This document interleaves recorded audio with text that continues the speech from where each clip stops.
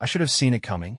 The signs were all there, but Rachel was always so good at gaslighting me, making me feel crazy for even having doubts. 20 years of marriage, and I never knew I was living with such a skilled manipulator. It started with the usual red flags: guarding her phone, working late, new clothes, sudden interest in fitness.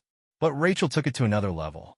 She'd come home from her yoga classes and tell me detailed stories about the instructor, the other students, even what poses they worked on. She had an answer for everything. Making dinner to make up for being late, buying me gifts for no reason. X more passionate than ever. All calculated. All part of her cover. The first concrete evidence came when I noticed charges from La Belle Hotel on our credit card. When I asked about it, she turned it around on me completely. "Are you seriously checking up on my spending, Michael?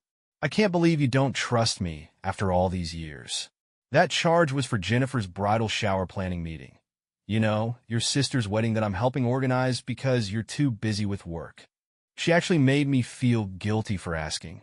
Even had Jennifer back up her story. Found out later she'd told Jennifer it was a surprise party for me. That's how thorough Rachel was. Always had her lies supported with real people and events.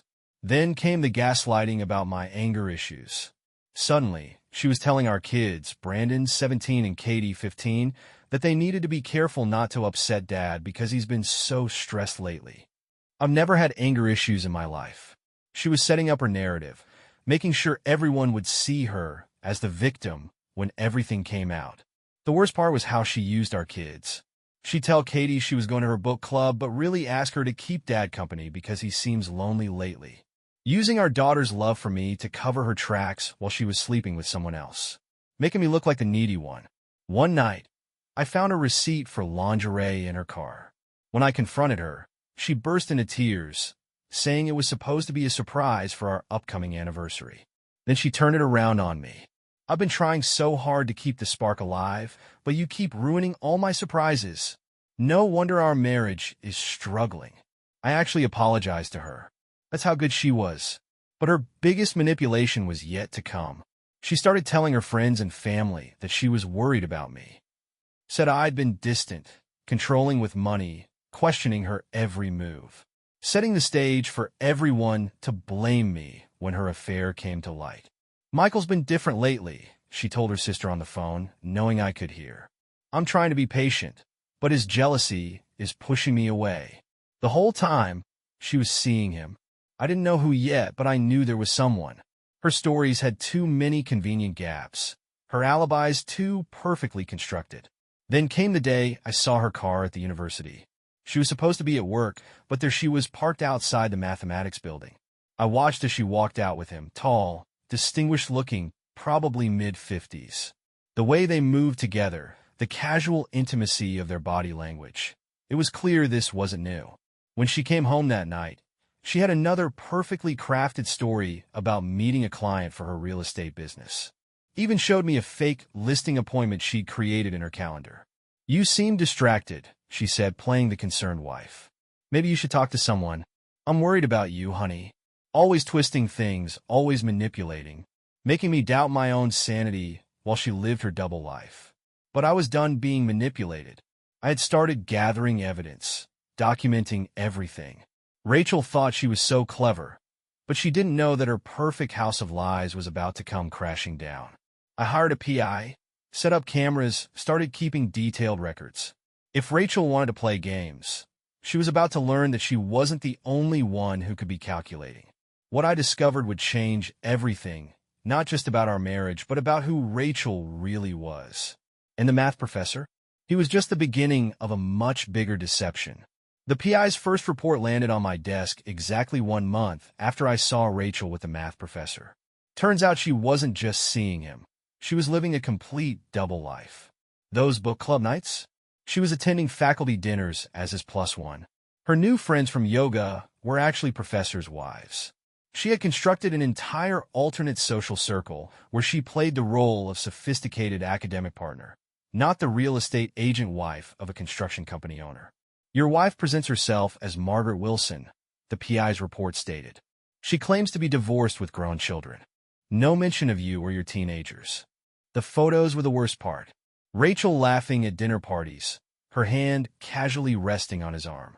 Rachel dressed in outfits I'd never seen, clearly bought for her other life. Rachel kissing him goodbye in the faculty parking lot at 7:30 a.m., exactly when she was supposed to be showing houses. But it was the conversations the PI recorded that really showed who Rachel truly was. Michael's so basic, her voice dripped with contempt on one recording. All he cares about is his construction sites and sports. Not like you, James. You understand the finer things. Another recording at a faculty wine tasting. My ex-husband? Oh, he was perfectly nice, just completely boring. I needed intellectual stimulation. She was erasing me, erasing our life together, while still coming home every night to play the role of devoted wife. The level of deception was staggering. When I confronted her with the first photo, just one of her at a faculty dinner, her response was classic Rachel manipulation. Oh, honey, that was a client appreciation event. I told you I've been breaking into the university market for real estate. Why are you spying on me? This controlling behavior is really concerning. I watched her spin the lie, watched her eyes calculate each word. For the first time, I didn't fall for it. Funny, I said, sliding over the menu from that event. I didn't know client appreciation dinners had placed cards saying Dr. and Mrs. Wilson. The mask slipped for just a second. Then came the tears. It's not what you think. James needed someone to pose as his wife for a dinner with the dean. It was a one-time favor for a client. I should have told you. But I knew you'd overreact like this. Always making me the problem. Always twisting reality. But I had more evidence. So much more. What about these? I showed her photos spanning 6 months. What about the apartment lease you signed as Margaret Wilson? What about telling our daughter you were helping at her school's fundraiser when you were actually at a weekend conference with him in Chicago? You've been stalking me? She shrieked, instantly shifting to victim mode. This is abuse. I'm calling the police. Go ahead, I said calmly. I'm sure they'd be very interested in the credit card fraud you've committed using fake identities. Or maybe they'd like to know about the houses you've been showing under a false real estate license. That stopped her cold.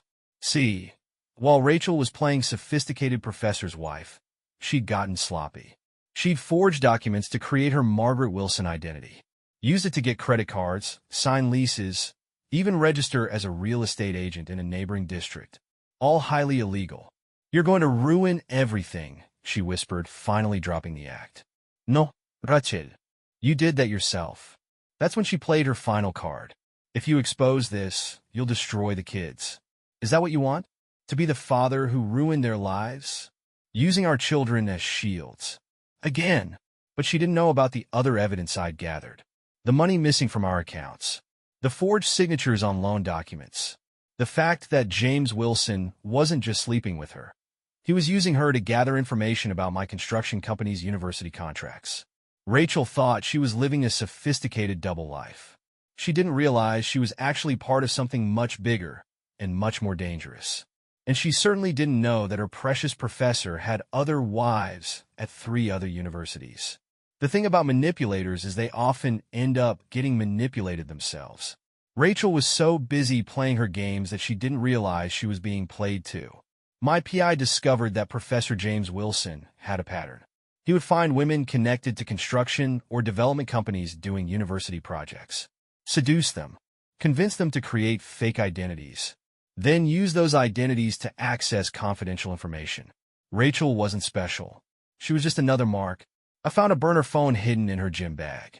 The messages were enlightening. James, need the bid numbers for the new science building. Rachel, Michael never tells me about work. James, find a way. You're so clever, baby. That's why I love you. Rachel, I'll check his office laptop tonight. She was so desperate to prove her sophistication to him that she'd turned into a corporate spy. But here's the really twisted part. She started enjoying it. It's exciting, isn't it? She told her friend Susan over wine, all recorded by my PI. The sneaking around, the fake names, the danger. Michael's so predictable. This makes me feel alive. Susan, thankfully, was horrified. You're committing crimes for this guy? Oh, please, Rachel laughed. It's just some boring construction documents. Besides, James says once the deal goes through, we can finally be together properly. The delusion was almost sad. Because while Rachel was playing corporate spy, I discovered James Wilson wasn't even his real name. The FBI agent I contacted, turns out corporate espionage is a federal crime. Knew him well. His real name was James Whitaker. He had pulled this scam at universities across 3 states. Always targeting construction company families. Always using vulnerable, bored wives as his way in. Rachel had no idea she was just another notch on his belt. One of 5 current girlfriends, all feeding him information about different construction projects. I set up a meeting with the FBI. Brought all my evidence, the forged documents, the recordings, the stolen bid information. They were very interested in Rachel's activities. But they were even more interested in her lover's larger operation. That's when Rachel made her biggest manipulation attempt yet. She came home early one day, crying, claiming she needed to confess something. "I've made a terrible mistake," she sobbed. "James threatened to hurt you if I didn't help him. I was just trying to protect our family." Playing the victim again. Always the victim. "Really?" I asked, pulling out my phone. "Is that what you meant when you told him?" And I quote, "I love helping you like this. It makes me feel important, not like when I'm just Michael's boring wife." The transformation was instant. Her tears dried up. Her face hardened. "You've ruined everything," she hissed. "All these years, stuck in this mundane life with you. James appreciates me. He sees my potential. James Whitaker." I corrected her. That's his real name. "And he appreciates at least 4 other women exactly the same way." I showed her the FBI files. The photos of his other girlfriends. The evidence of his long-running scam. "You're lying," she whispered. "He loves me. We have plans," like he had plans with Sandra in Ohio. Or Michelle in Pennsylvania. They thought he loved them too. Right up until he disappeared with their husband's company's secrets. That's when she snapped. The sophisticated facade crumbled completely. "You're just jealous," she screamed. "Jealous that I found someone better. Someone who understands me. Someone who's using you to commit felonies," I replied calmly. "The FBI wants to talk to you tomorrow. I suggest you think carefully about what you're going to tell them." She ran upstairs and locked herself in our bedroom. I could hear her frantically making phone calls, probably trying to reach James. But James was already in FBI custody. Had been for hours. And he was already making a deal to testify against all his girlfriends in exchange for a lighter sentence. Rachel's perfect sophisticated life was about to come crashing down. Hard. The next 48 hours showed me exactly who Rachel really was. With her back against the wall, all pretense of sophistication vanished. The mask came off completely. First, she tried calling our kids' phones nonstop, attempting to turn them against me before I could tell them the truth.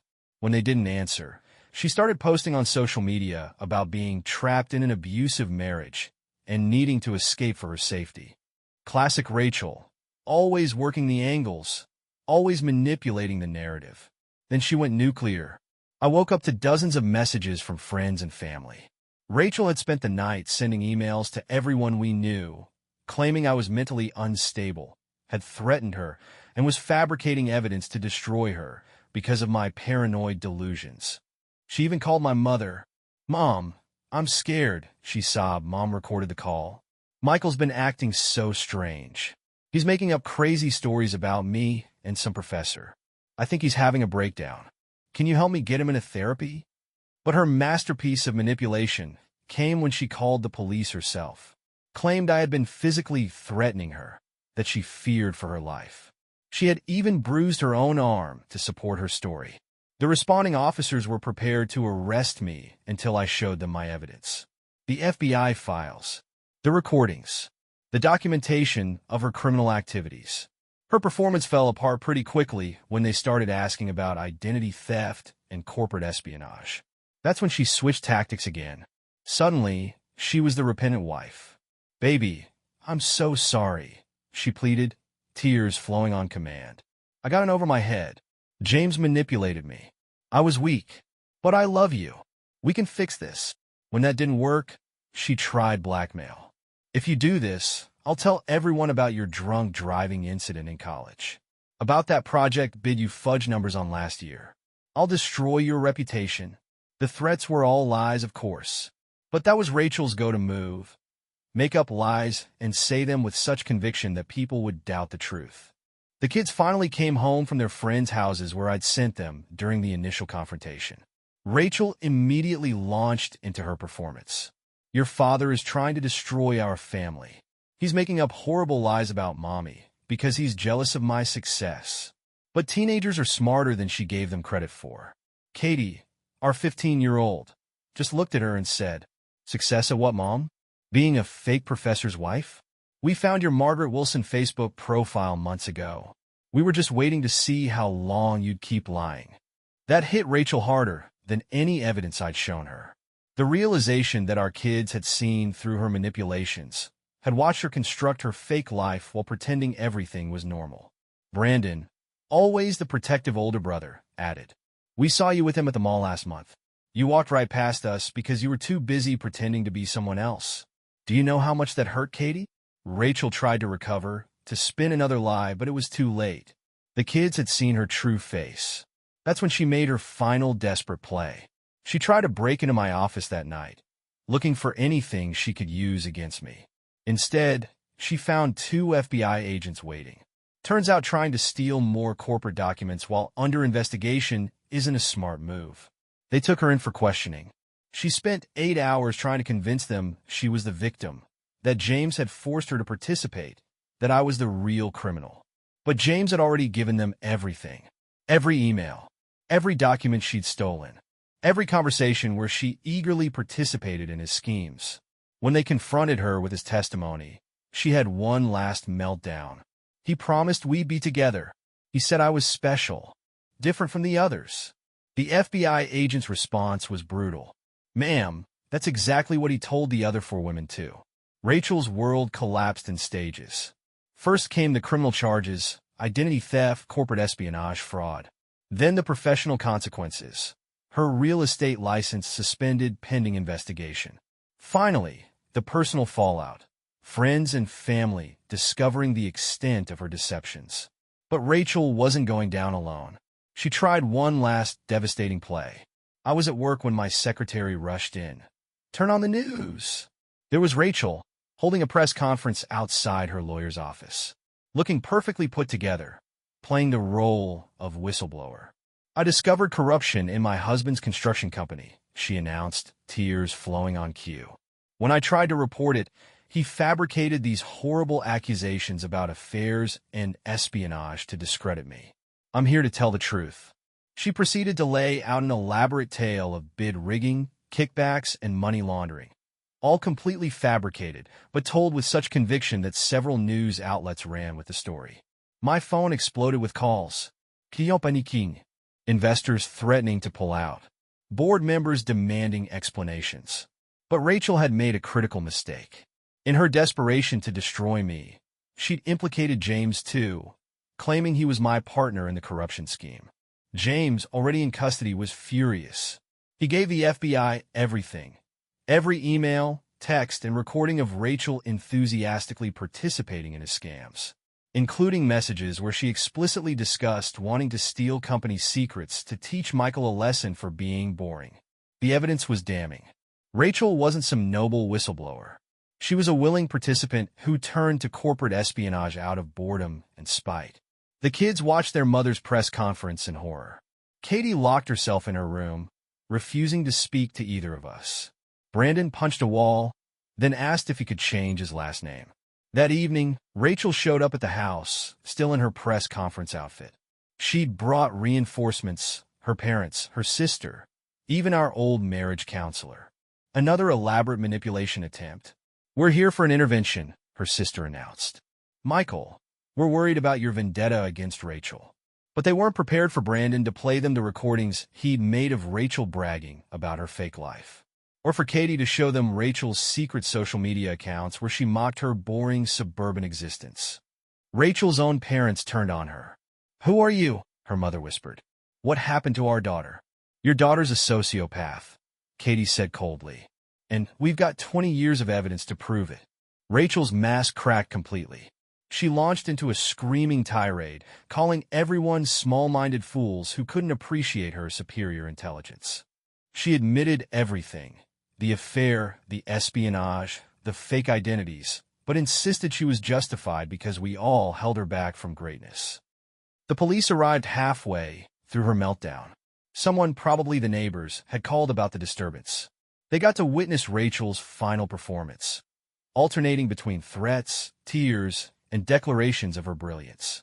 As they led her away, she was still shouting, "None of you understand. I deserve more. I deserved better than this pathetic suburban life." The kids refused to attend her bail hearing. Her parents hired their own lawyer to help prosecute her. Every friend she'd manipulated over the years came forward with stories of her lies and schemes. Rachel's sophisticated facade was gone. All that remained was a bitter, delusional woman who destroyed her life, chasing an imagined better existence. The trial took 3 weeks. Rachel changed strategies daily, playing victim, claiming mental illness, accusing everyone of conspiracy against her. But the evidence was overwhelming. Security footage showed her stealing documents from my office. Bank records proved her identity theft. Recordings demonstrated her willing participation in corporate espionage. Even James testified against her, describing how eagerly she'd embraced their scheme. Her own lawyer looked disgusted as she performed for the jury, switching between tears and righteous indignation. When asked about using her children as alibis for her affairs, she actually said, "They should be grateful. I was showing them how to rise above mediocrity." The verdict: guilty on all counts. Identity theft, corporate espionage, fraud, white fraud, 5 years in federal prison. As they led her away, she made one final scene. "You're all just jealous. I was meant for better things. Michael, you boring, pathetic man. I wasted 20 years pretending to love you." Katie turned to me in the courtroom and said, "Dad, she wasn't pretending all those years.